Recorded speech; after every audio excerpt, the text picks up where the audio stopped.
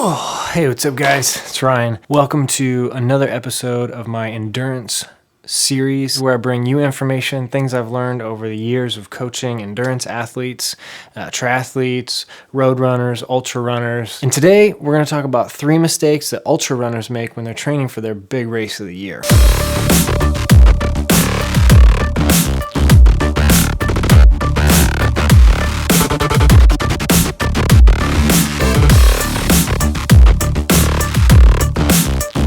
So for this video, we're going to keep it really simple. We're going to just talk about 3 mistakes that ultra runners make. Kind of the 10,000 foot view. We're not going to get too specific, going to keep it pretty general here, because I think it's important that if you don't have a coach, you keep it real simple. If you do have a coach, you can let them take care of all of the crazy training plans and schedules and watching your metrics and all of that. But if you're self-coached, you just have to kind of keep it simple. I mean, these races are hard enough to do and hard enough to train for that you're not going to spend time poring over the data. So real basic, just a couple things that I've seen a whole lot of people run into when they are training on their own. So the first mistake that I see a lot of people make, and this is gonna sound kind of weird because we're training for ultras, like 100-mile races. Some people just focus too much on volume. Sometimes all they care about is hitting 50 miles this week or 60 miles this week. Or they're just thinking, I gotta hit 75 miles this week, I gotta run 22.798. Sometimes there's just too much focus on volume. Yes, we're running incredibly long distances for these races, but it's not all about hitting specific miles every week. Yes, you have to run a lot. You have to be on your feet a lot. You have to be out there, but sometimes you need to focus on things other than volume, and I'll get into those in just a second. Some people I see, they just go out and they do lots and lots of miles, long, slow distance, or LSD as it's called. Get it? LSD. And they're out there just slogging miles, and they're not really getting as much out of that training time that they could. 10,000 foot view, there's some people that focus too much on volume and that's all they care about is just getting the miles in. And the second mistake that I see a lot of people making is that they just don't do any intensity. And this is kind of related to point number 1. There's some people that just do way too much volume. If you're thinking to yourself, I'm gonna run 100 miles real slow, why the heck would I want to run fast during training? Yeah, it makes sense, but it's flawed. I'm sorry, but it's not right. Running slow asks a certain thing of your body, and running fast asks a different thing of your body. It's different physiologically. You need to be adding intensity to your training as well as that long, slow distance. For any of you that are going to be running races at altitude, like I'm going to be running at Run Rabbit Run this summer out in Colorado, there's going to be several spots on the course where I'm above 10,000 feet. And that is quite different than what I'm used to here in Indiana.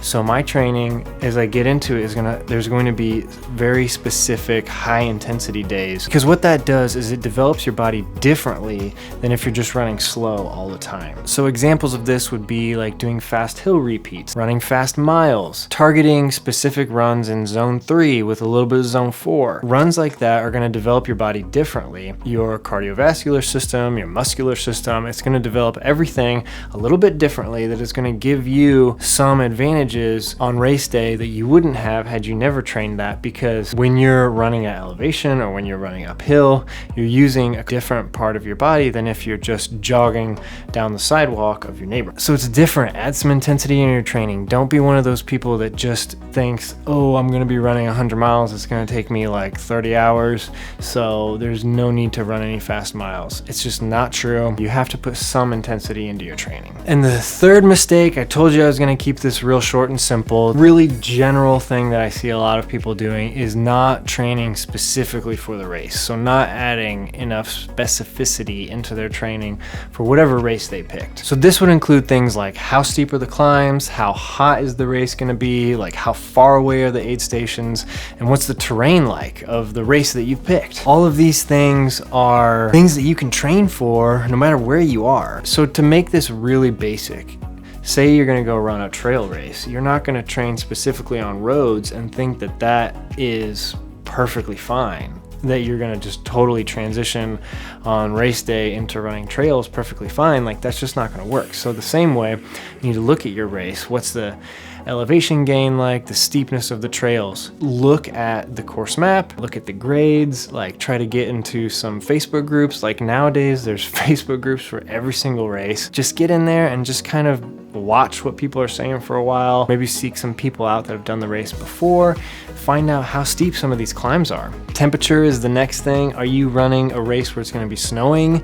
Or are you going to be running a race that's in a desert? Make sure that you're ready for that. Like if I was going to go run Western States, I know it's going to be super freaking hot. Like I would make sure that I was getting in some sauna training. In the same way that you would prepare for elevation gain, you have to prepare your body for what's the temperature going to be like, and how hot is it going to be, how cold is it going to be. Like there's so much that goes into this. Like how much fluid are you going to need per hour? What kind of foods do you digest the best in 110-degree weather? Or what happens when your Camelback hose freezes because it's 20 degrees out, you have no water left? Like you have to think about all this stuff. So that's why I'm saying, like, be real specific in your training when it has to do with all sorts of elements. Talking about vert, talking about heat. And the next thing, this is really important, how far away are your aid stations? Lots of races, they have aid stations every couple miles, but some, it varies greatly. Specifically thinking about when I ran Grindstone, when I looked at how far away these aid stations were, there's this one section where the two aid stations were gonna be like 8 miles apart, but like the whole thing was freaking up a mountain. I knew that it was gonna be like hours in between one aid station to the next, so I knew that I needed to have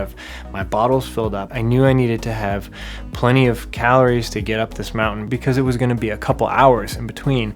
If you're looking at that and you're thinking, oh, I run 7 miles through my neighborhood in like an hour, I don't need a whole lot of water, you're gonna be screwed. You gotta take a look at how far away are your aid stations. Also, like if you decide that you're gonna go around like the Barkley Fall Classic or something, like there's nothing out there. Like, so you gotta look at what's out there and you just gotta prepare yourself for how far away the aid stations are. And then the last thing that we're talking about with specificity is what's the terrain like? This is really important because there's lots of ultras out there that are on super buffed out, beautiful trails where you can run fast. Like it almost feels like a track. And there's other trail races out there that are more like boulder hopping for the whole thing.